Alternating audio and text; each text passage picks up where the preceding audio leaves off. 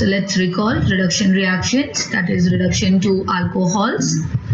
Aldehydes and ketones are reduced to primary and secondary alcohols respectively.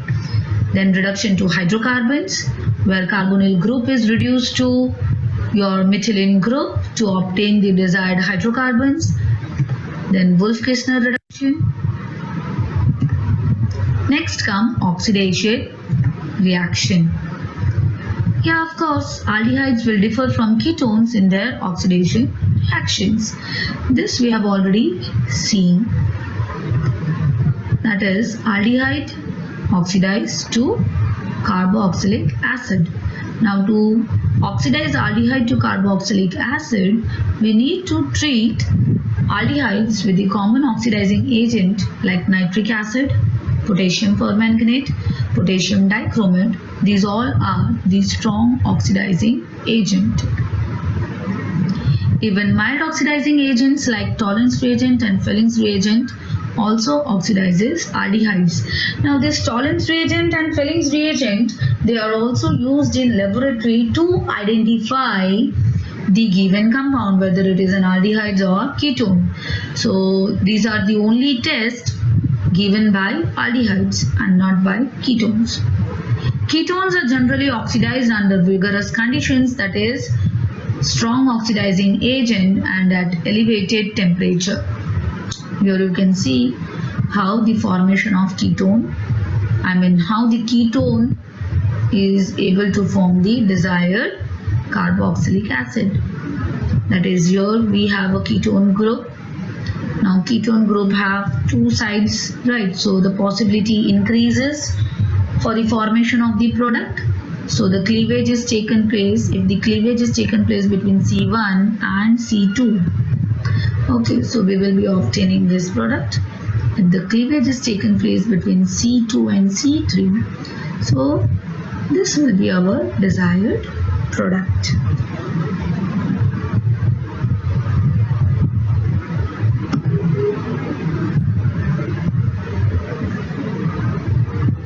Now the basic thing we need to keep it in mind is, right, the oxidation involves carbon-carbon bond cleavage to afford a mixture of carboxylic acids having lesser number of carbon atoms than the parent ketone. The mild oxidizing agents given below are used to distinguish aldehydes from ketones, as I told you. That is Tollens test, Felling test. Now when Tollens test is carried out in the lab, you require to prepare fresh Tollens reagent or it is directly available as well. That is up to you. So your aldehyde oxidizes in presence of the ammoniacal silver complex to give acetate ion, silver and ammonia. So this test is also known as silver mirror test, because when you perform this test, inside of your test tube gets covered with this silver foil, and this is actual method how do we obtain silver as well as in raw metal. On warming an aldehyde with freshly prepared ammoniacal silver nitrate solution, which is known as the Tollens reagent, a bright silver mirror is produced due to the formation of silver metal. The aldehydes are oxidized to corresponding carboxylate and ion. The reaction occurs in alkaline medium. Here you can see we have utilized alkaline medium. Next come Fellings test, where we can obtain the red-brown precipitate. So, yes, it comprises of two solutions, Felling solution A and Felling solution B.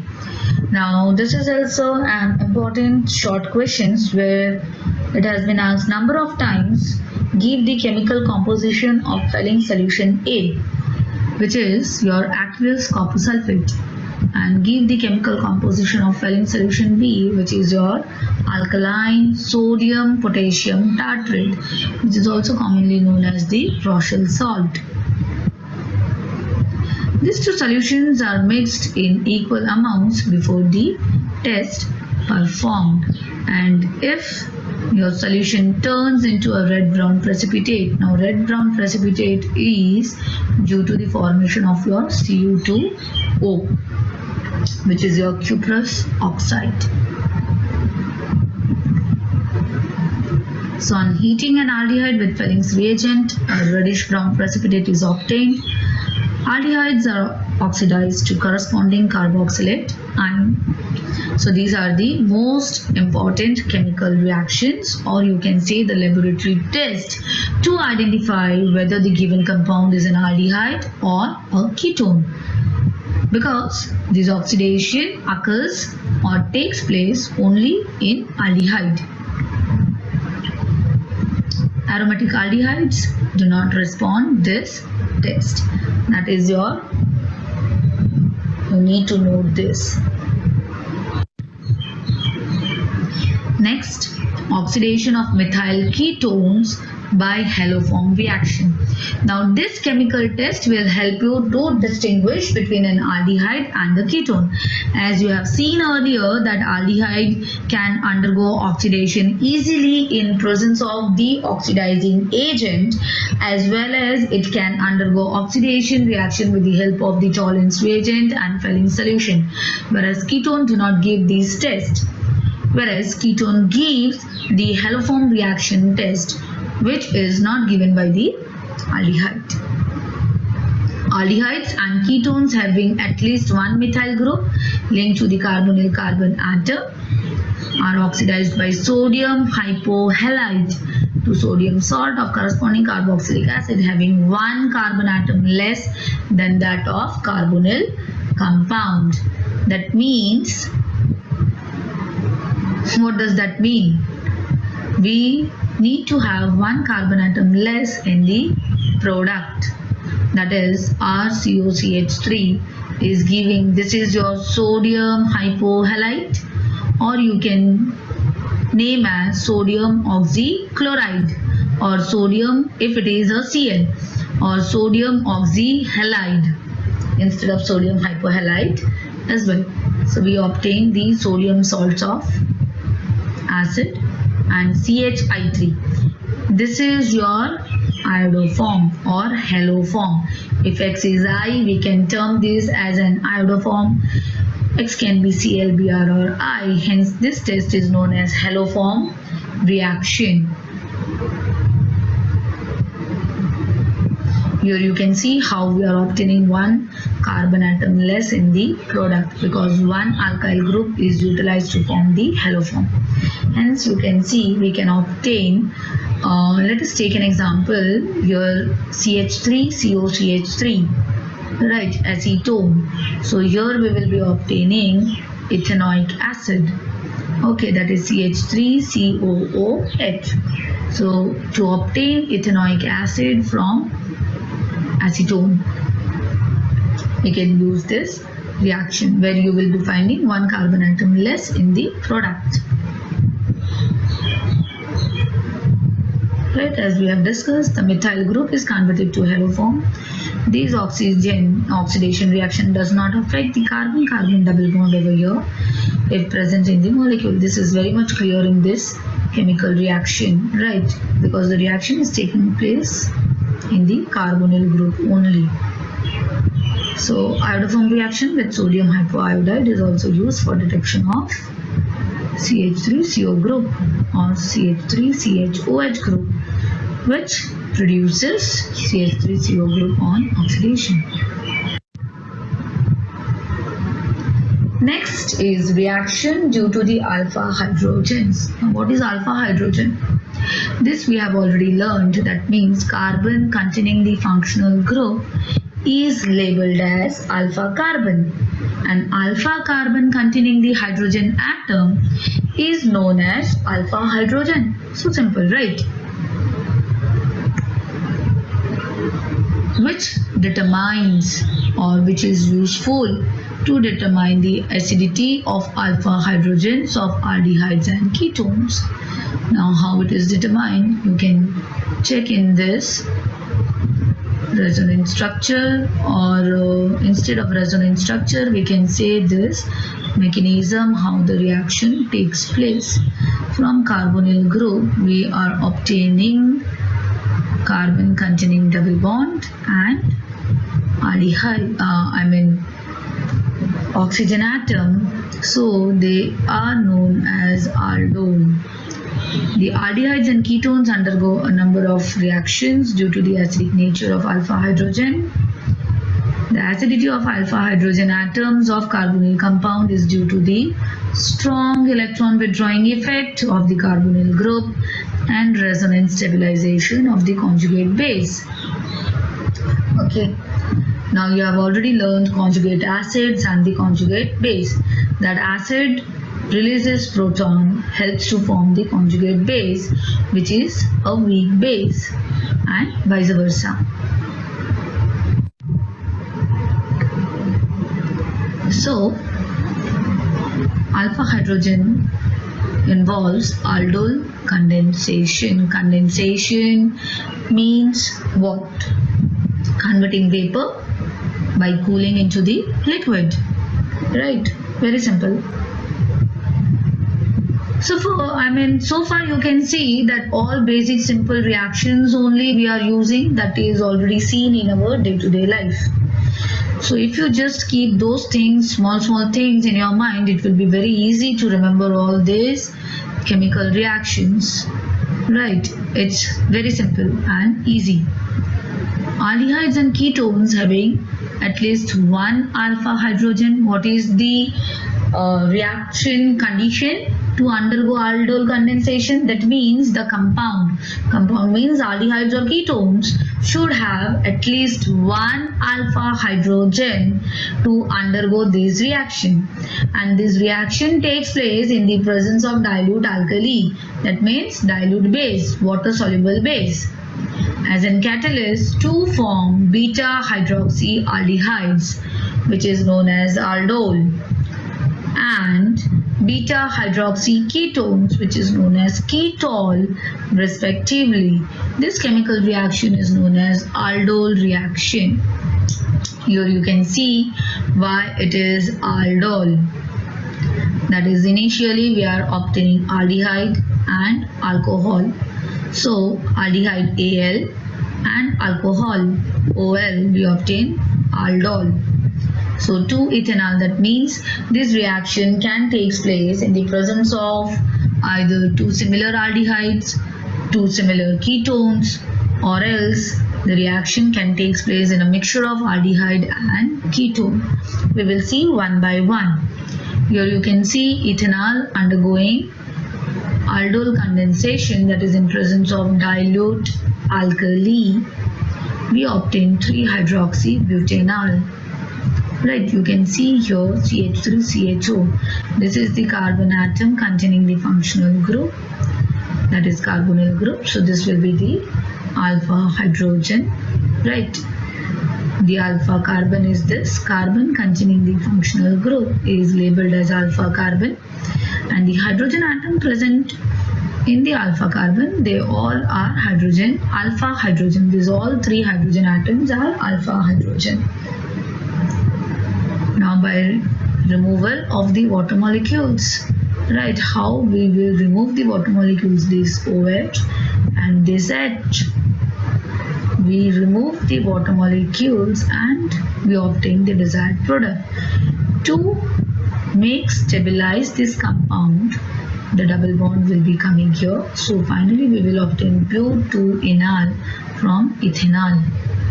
Similarly, if you see from propanol, again propanol, two possibilities are there. This can be an alpha hydrogen, this can be an alpha hydrogen. So depending upon this, we are going to obtain the product. Now as it is the, you can see here we have CH3, here as well we have having CH3, the similar alkyl group. So the product remains the same whether the reaction takes place from this side, whether the reaction takes place from this side. We don't obtain any change in the product.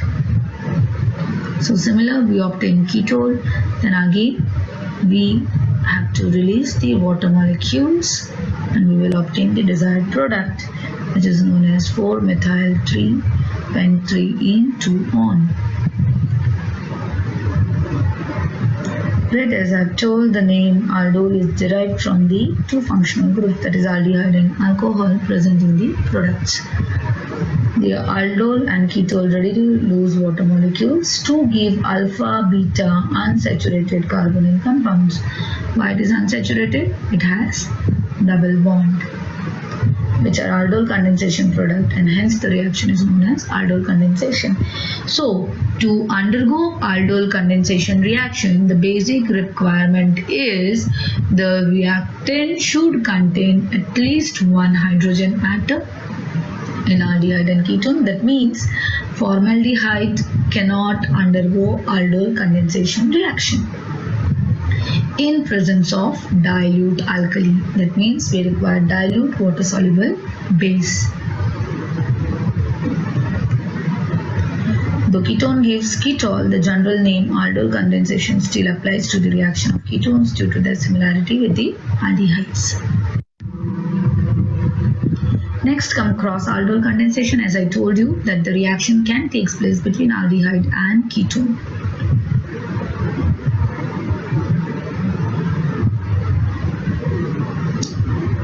So let us quickly discuss about this. When it is carried out between two different aldehydes or two different ketones or aldehyde and ketone, it is called cross aldol condensation.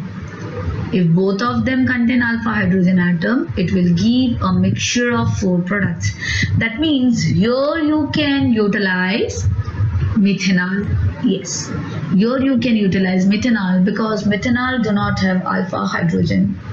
But as we are taking the mixture, here it can be.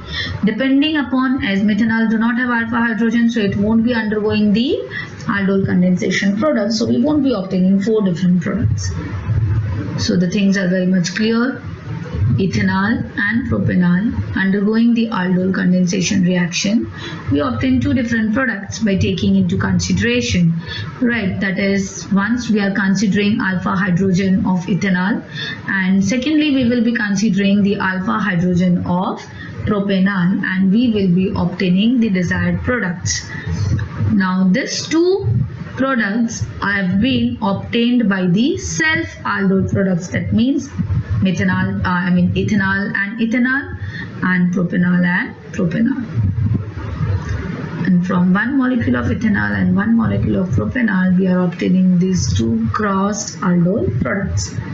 Ketone can also be used as one component in the cross aldol reaction. Here, as I told you, that it can be between aldehyde and ketones. So here is the benzaldehyde, which is an aldehyde. Here is acetophenone, which is again a ketone. And we are able to obtain benzyl acetophenone. I hope the aldol condensation is clear to you. Next comes the reactions which will involve Cannizzaro reaction. Now, this reaction is completely opposite to that of aldol condensation reaction. In aldol condensation reaction from aldehyde, we need to be very much specific that it should have an alpha hydrogen atom and dilute alkali we are supposed to use. But here you can see the aldehyde should not have alpha hydrogen atom, and it will undergo self-oxidation and reduction reaction on heating with concentrated alkali, that is formaldehyde plus formaldehyde in presence of concentrated alkali. Again, the soluble basis, but it should be concentrated. So we can obtain methanol and potassium format. Now this potassium format can undergo hydrolysis reaction and can obtain acid. So finally we can say the products that we obtained in Cannizzaro reaction is alcohol and acid.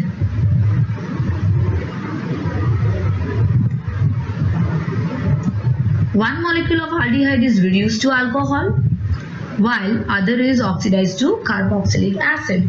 So this is the chemical reaction where oxidation and reduction reaction is taking place simultaneously. So please name the reaction where oxidation and reduction takes place simultaneously. Very good. Yes, it is a redox reaction. It is a redox reaction where oxidation and reduction reaction takes place simultaneously. So Cannizzaro reaction is a type of redox reaction where alpha hydrogen atom should not be present and it should take place in presence of concentrated alkali to obtain alcohol and acid. Next comes electrophilic substitution reaction.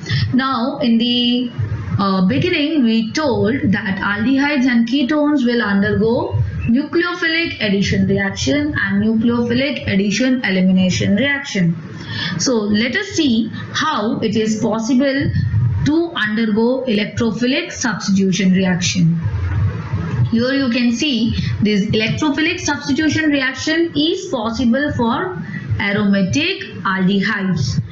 Why this is possible? Because we know that here the carbon is sp2 hybridized and so this carbonyl group it becomes difficult to break the bond. Hence it becomes very much easy to undergo the substitution reaction and this can also be understood by the resonating structure. As we have seen earlier, the resonating structures of benzaldehyde in the physical properties.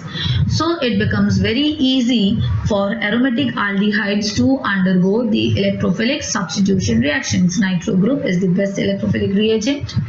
Right, your nitration is taking place.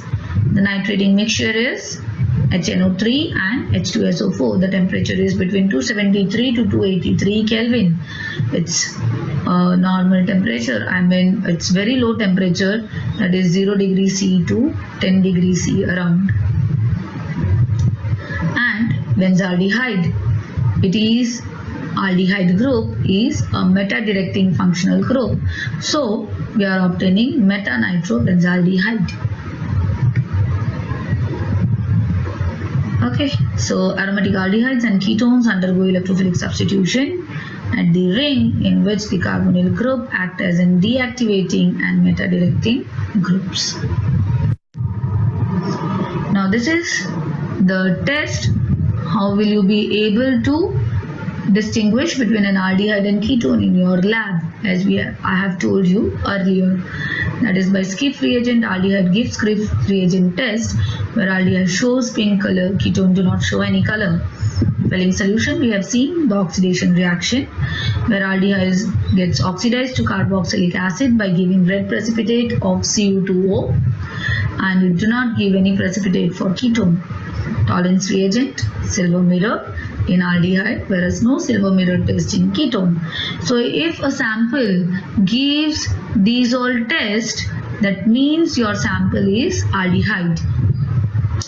2,4-DNP test, orange, yellow or red, but with the well-defined crystals with melting point characteristics of individual aldehydes. As we have already discussed that higher aldehydes have characteristic smell. Similar with the higher ketones, all the ketones have characteristic smell. So how will you distinguish between aldehydes and ketones? Aldehyde gives Skiff reagent test, Welling solution test, Tollens test, whereas ketone gives 2,4-DNP test. Both aldehyde and ketone give this test and only ketone gives the haloform test, as we have seen earlier.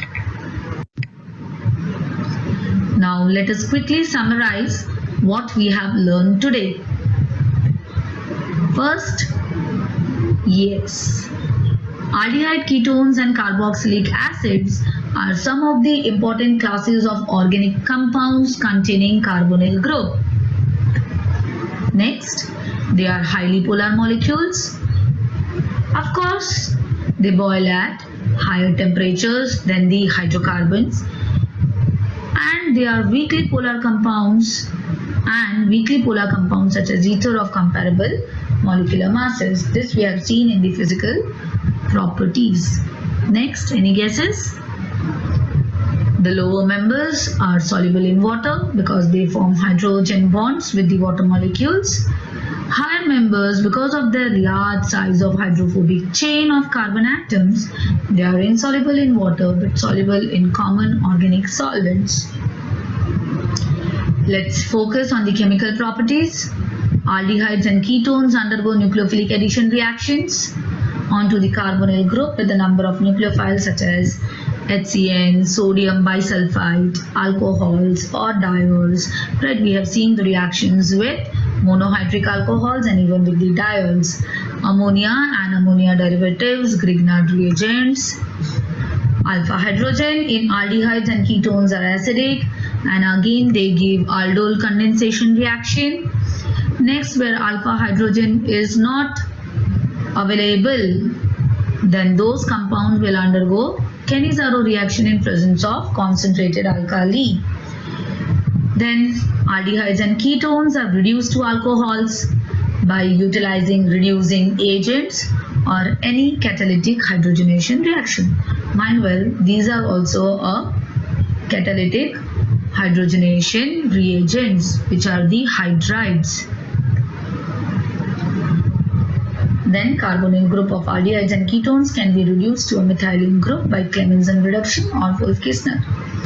Clemmensen reduction, which was the catalyst reagent? Yes, it is zinc amalgam. And what about Wolff-Kissner? Excellent. It is hydrazine, that is NH2, NH2. Next, they are easily oxidized to carboxylic acid by mild oxidizing reagent such as Tollens reagent and Fellings reagent. Okay, can anybody please tell what was the Tollens reagent test also known as? Very good. It's silver mirror test because it produces silver metal inside the test tube. And Felling reagents, how many Felling reagents do we have? Excellent. We have two Felling reagents, that is Felling A and Felling B. Felling A is your aqueous copper sulfate solution, whereas Felling B is your Rochelle salt.